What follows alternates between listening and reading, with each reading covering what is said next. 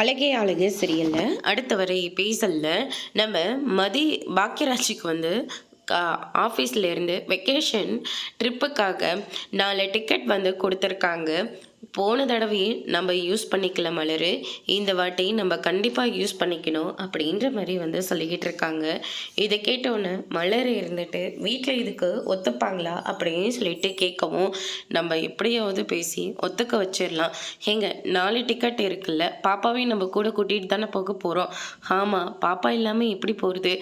சரிங்க, இன்னும் 2 டிக்கெட்டில் நம்ம சுரேஷையும் மதியும் கூட்டிகிட்டு போயிடலாம். அவங்க கொஞ்சம் கூட அண்டர்ஸ்டாண்டிங் இல்லாமல் இருக்காங்க.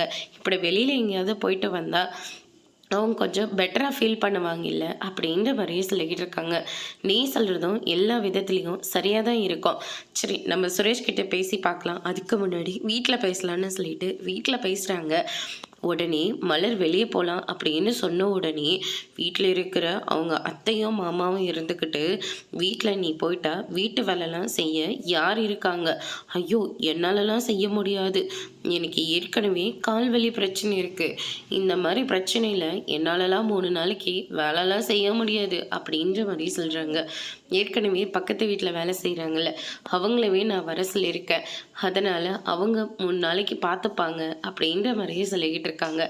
எல்லாம் பேசி வச்சு முடிவு பண்ணிட்டு தான் இங்கே வந்து எங்ககிட்ட கேட்டுட்டு இருக்கல அப்படின்னு சொல்லிட்டு ரொம்பவே கோவப்படுறாங்க. மதியம் சுரேஷையும் கூட்டிகிட்டு போகலான் இருக்கோம் அப்படின்ற மாதிரியே சொல்லிடுறாங்க.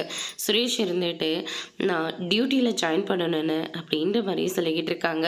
அதுக்கு இன்னும் கொஞ்சம் டைம் இருக்குல்ல, அதுக்குள்ளே போயிட்டு வந்துடலாம்ப்பா அப்படின்ற மாதிரியே சொல்லிடுறாங்க.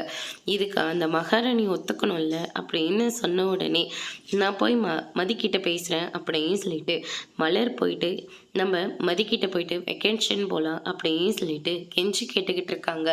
அக்கா, எனக்கு இதில் துளி கூட விருப்பம் இல்லை, நீங்கள் இவ்வளோ தூரம் கேட்குறதுனால நானும் சம்மதிக்கிறேன் அப்படின்ற மாதிரி மதி வந்து சொல்லிடுறாங்க. அதோட இன்னைக்கான ப்ரமோ முடிச்சிருக்காங்க.